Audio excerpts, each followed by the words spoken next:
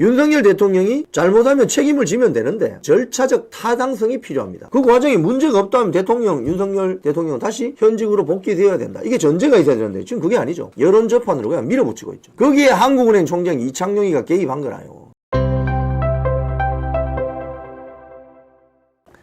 제가 이 정치꾼으로 변질되고 있는 우리 경제 관료 세력들에 대해서 좀 이야기하겠습니다. 이번에 최상목이라는 대통령 권한 대행의 대행이 어처구니 없는 지금 헌법재판관 2명 임명한다고 발표를 해버렸어요.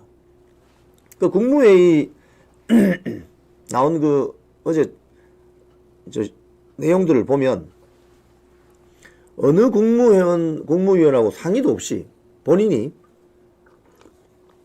단독으로 공개되는 부분에서 언론에 공개되는 그 시간에 헌재재판관 2명, 정계선, 그 다음에 한 분이 조한창 해서 임명하겠다고 발표를 해버렸어요. 그리고 비공개로 전환이 되었는데 지금 뉴스 속보가 나오는 걸 보면 한남동 관저에서 윤석열 대통령 체포 시도가 있다고 합니다. 아마 앞에 나왔던 그 현장 그림을 보니까 뭐 체포조로 보이는 어떤 남성들이 관저로 뛰어 올라가는 그런 장면들이 잠시 나왔는데 아마도 관저로 들어가서 윤석열 대통령을 인신 체포하려는 것 같습니다. 조금 더 두고 보시죠. 공수처의 영장이 도깨비 방망이입니까? 대한민국 헌법이 도깨비 방망이만 들고 오면 다 열리는 겁니까? 경호처 저지에 관저 정문을 뚫고 진입했다는 소식도 들어와 있습니다. 자, 이 화면에 나오는 이 최상목은 그렇게 이야기했죠.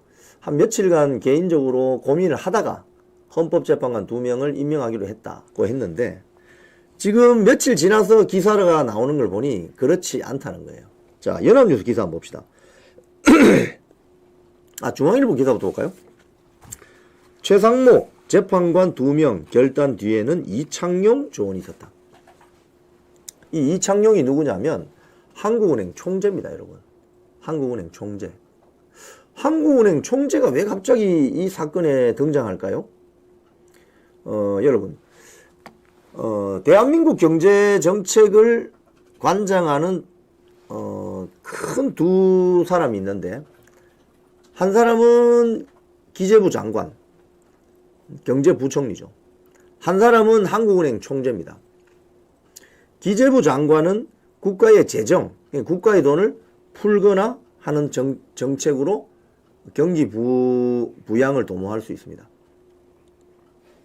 또 한 사람은 한국은행 총재인데 한국은행의 금리를 올렸다 내렸다 하면서 시장에 돈이 많다 이러면 금리를 올려서 은행 쪽으로 돈을 끌어들이고 이런 통화정책, 그러니까 재정정책의 수장과 통화정책의 수장이 기재부 장관과 한국은행 총재입니다.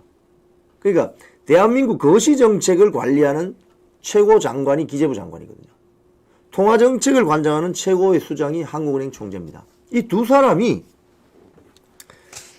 기재부 장관과 한국은행 총재로서 만났는데 이창용 한국은행 총장이 이 최상목이 이번에 재판관 2명을 임명하는 그 멘토링을 했다. 멘토링을 했다. 그러면서 이 기사 내용을 보니까 한국은행 총리는 금리 인상이나 금리 인하 같은 이런 걸 멘토링을 해야지. 왜 헌법재판관 임명하는 그걸 멘토링을 왜 했겠어요? 여기 보면 그 이제 이해가 되죠. 사후적으로. 최상목이가 그때 뭐라고 하면서 헌법재판관 2명을 임명한다고 그랬습니까? 경제가 불안해질 수 있고 경기 예측이 불안해지니까 그런 심리가 작동하기 때문에 바로 이창용이가 그 이야기를 했을 가능성이 아주 높죠. 이 기사를 보면. 여기 보면 이창용 한국은행 총재가 한국은행 시무식에서 신년사를 읽던 중에 이런 이야기를 했다고 합니다. 여러 간부가 말을 더 하지 말랬는데 읽다 보니 한마디 더 안 할 수가 없다. 최상목 대행의 재판관 임명 결정에 대해 비판을 할 때는 최 대행이 그런 결단을 하지 않았을 경우에 우리 경제가 어떻게 될지에 대한 답도 같이 하는 게 좋겠다. 특히 국무위원들은 그런 비판이 해외 신용평가사에 어떤 영향을 미치는지를 고려해 주셨으면 한다. 신용등급은 한번 내려가면 다시 올라가기 굉장히 어렵다. 또 최상목 대행은 공직자로 차후에 나중에 매우 크게 평가받을 것이다.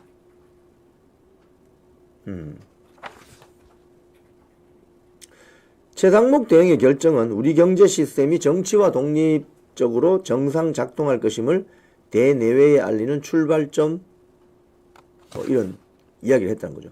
그래서 지금 이제 이해가 되는 거죠. 최상목이 그때 처음에 그 헌법재판관을 임명할 때 뭐라고 했냐면은 경제 불안정성을 해소하기 위해서 뭐 이런 이야기를 했단 말이죠.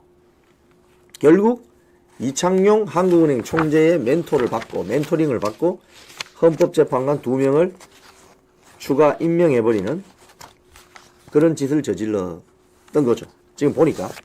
자, 그러면 이 이창용은 왜 이런 이야기를 했을까요? 자유일보 보도를 한번 보겠습니다. 최상목 적극 두둔한 이창용. 경제 고려한 결정이다. 이 기사의 맨 밑에 가보면 이런 말이 있습니다. 이창용 총재가 평소 자신의 직분을 넘어서는 발언으로 구설수에 오른 경우에도 있다. 어떤 이야기를 했느냐? 지난 10월에 부동산 시장과 학군의 상관관계를 언급하면서 부동산 가격이 특정 지역의 교육 인프라 수요를 자극하는 문제를 지적했다. 한국은행이 물가와 통화정책에 집중하기보다는 부동산과 가계대출 구조까지 관여한 것이다. 이게 무슨 소리예요, 여러분? 이창용 한국은행 총재가 정치하고 있다는 소리입니다. 이창용 한국은행 총재가 뭐 대통령 선거 나올 거예요? 제가 그럼 물어보고 싶어요. 뭐 정치 바람 들었습니까? 이창용 한국은행 총재? 그래서 이런 멘토링이 최상목으로 하여금 헌법재판소 재판관 2명을 임명하게 만드는, 즉 윤석열 대통령이 헌재 심판에 갔을 때 6명의 헌재 재판관이 있었다면 이 6명 중에서 6명이 사건 심리가 가능하다고 했고, 이 6명 중에서 1명만 반대를 해버리면 윤석열 대통령 탄핵 심판은 사건은 기각이 되는 것이었는데, 최상목이가 2명을 더 집어넣음으로써 8명의 헌법재판관이 됐잖아요. 그러면 소위 말해서 윤석열 대통령 입장에서는 탄핵 심판에서 파면될 가능성이 더 높아진 거죠. 즉 직접적으로 파면시키는 효과는 아직까지는 잘 모르지만, 소위 말해서 비유를 하자면 단두대에 올라가라고 슬쩍 밀어붙인 거랑 마찬가지다 이 말입니다. 최상목 권한대행은. 그래서 또 직전의 권한대행이었던 한덕수 전 총리는 뭐라고 했습니까? 8년 전 박근혜 정부 때도 황교안 대통령 권한대행이 박근혜 대통령 탄핵되기 전에는 장관급 이상의 인사를 절대 하지 않았고, 공석이었던 헌법재판관 자리에 1명도 탄핵 심판, 즉 박근혜 대통령 파면 결정이 나고 난 이후에 자기가 했다고 했잖아요. 이게 정석이죠. 이게 정석인데 최상목이가 지금 이 2명의 헌법재판관을 집어넣은 이유는 결국 이 언론 보도를 보면 우리가 유추할 수 있는 것은 한국은행 총재 이창용의 멘토링 때문이다. 이창용 멘토링 때문이다. 근데 한국은행 총재가 왜 정치를 하죠? 온당치 않은 거죠. 한국은행은 금리와 물가를 생각해야지 왜 정치를 하죠? 뭐 이창용 한국은행 총재가 뭐 대통령 선거 나올 생각이 있는 모양이죠. 그러면서 주변에 이런 이야기도 합니다. 국무위원들한테 고민 좀 하고 이야기하라. 뭐 연합뉴스 보도 보면은 막 나무래요. 이창용, 최상목 비판 국무위원회 고민 좀 하고 이야기하라. 당시 그 비공개 회의 석상에서 김문수 장관, 김태규 방통위 직무대행, 방통위원장 직무대행 등등 법제처장 등이 좀 비판의 목소리를 냈는데, 이창용 한국은행 총재가 국무위원들 타이르는 소리를 합니다. 이것도 오바죠, 오버. 이것도 오바죠. 고민 좀 하고 이야기하라. 무슨 고민? 본인의 말 한번 봅시다. 무슨 고민? 최상목 권한대행의 어려운 결정으로 이제 대외에 해외에 우리 경제 운영이 정치 프로세스와 다른 분리돼서 간다. 한국 경제는 튼튼하다는 메시지를 내려고 하는 것이다. 최상목 권한대행의 결정을 비난하는 사람이 많은데 최상목 권한대행이 그런 결정, 즉 헌법재판관 2명 결정을 하지 않았을 때 우리 경제가 어떻게 되고 우리 정부가 한동안 기능할 수 있을지를 이야기해야 된다. 이게 무슨 소리예요 도대체. 그러면 헌법재판관 추천하면 우리 경제가 확 화랑이 됩니까? 추천 안 하면 우리 경제가 그냥 급추락합니까? 이게 다 궤변이에요. 궤변. 결국은 뭐예요? 본심을 숨기고 있는 거지. 윤석열 대통령 그냥 잘라내려고 하는 거지. 이창용 한국은행 총재도. 그거 아닙니까? 그게 본심 아니에요? 결국은. 본심을 숨기고 헌법재판관 2명을 추천해야만 우리 경제가 뭐 좋아지고. 그럼 헌법재판관 지금 2명 들어갔습니다, 이제. 그럼 우리 경제 좋아집니까? 실업률 해소됩니까? 물가가 안정이 됩니까? 국제유가가 안정이 돼요?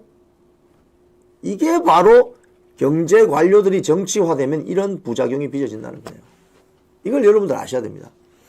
저는 이번 사태를 보면서 윤석열 대통령이 뭐 탄핵 심판에서 파면될 수도 있고 다시 기각되어서 돌아올 수도 있습니다. 하지만 이 과정에서 잊지 말아야 될 그 중요한 역할을 한 사람들을 우리가 이름을 절대 잊으면 안 됩니다.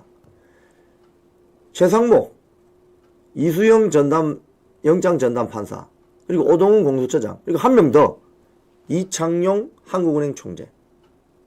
왜 한국은행 총재가 정치판에 끼어드는 거야? 이게 대한민국 정치의 비극입니다. 비극. 결국 자기가 멘토링해서 최상목으로 하여금 쉽게 얘기하면 차도 살인하려고 한 거 아닙니까? 남의 칼을 빌려서 죽여버리는? 또 이런 얘기도 했네요. 대통령과 총리가 탄핵당한 상황에서 또 탄핵이 이어지면 과연 정부가 작동할 수 있느냐? 정치적 위험은 신용 등급에 영향을 주는데 한번 내려가면 다시 올리기가 굉장히 어렵다. 그래서 우리나라를 위해서 최근한 대응을 도와주는 게 중요하다. 우리나라를 위해서 최상목이를 도와주는 게 중요한 게 아니라 한국은행 총재 이창용은 솔직히 말하세요. 윤석열 대통령 빨리 잘라내라 이 소리 아닙니까 저게. 네? 말을 왜 그렇게 비비꼬아서 어렵게 하지? 제가 그래서 오늘 썸네일에 조금 올해가 뱀의 해잖아요. 뱀의. 을사년 강교한 뱀 세력의 등장이라고 썸네일 한번 잡아본 이유도 여기에 있습니다. 말을 그럴듯하게 하죠. 아주 간사한 그 기교. 이게 간교잖아요. 또는 뭐 간지라고도 합니다. 간사한 지혜. 이 강교한 뱀 같은 세력이 지금 대한민국을 집어삼키고 있는 거 아닌가. 이런 걱정과 우려가 듭니다. 그래서 정치꾼으로 변신한 경제 관료 세력들에 대한 이 인식을 여러분들이 가지셔야 됩니다. 지금 저기 현장에서 지금 현장 그림 또 보면 설명드리면 지금 사람들 숫자가 계속 늘어나고 있어요. 저기 나오는 굉장히 흥분하고 대한민국 나라가 이거 망한다. 나라가 이렇게 가서는 안 된다라고 주장하시는 애국 국민들이 느끼시는 게 뭐겠습니까? 그런데 나라가 어떻게 절단 나든 말든 그러면 헌법재판관 2명 임명하면은 우리 경기가 그러면 금세 좋아집니까? 그리고 대한민국 정치가 안정됩니까? 응? 그건 다 허울뿐인 궤변이고 실제로는 윤석열 대통령 빨리 몰아내야 된다. 이거 아니에요. 이거. 그런데 윤석열 대통령이 잘못하면 책임을 지면 되는데 그 책임을 지는 절차적 타당성이 필요합니다. 그게 뭐냐? 대한민국 헌법상 법률상 문제없이 처리돼야 된다는 거예요. 그리고 그 과정에 문제가 없다면 대통령 윤석열 대통령 다시 현직으로 복귀되어야 된다. 이게 전제가 있어야 되는데 지금 그게 아니죠. 여론재판으로 그냥 밀어붙이고 있죠. 여론재판으로. 거기에 한국은행 총장 이창용이가 개입한 거라요. 지금 보면 멘토링을 한 것 같은. 아주 우려스러운 지금 장면이 새 벽두부터 벌어지고 있습니다.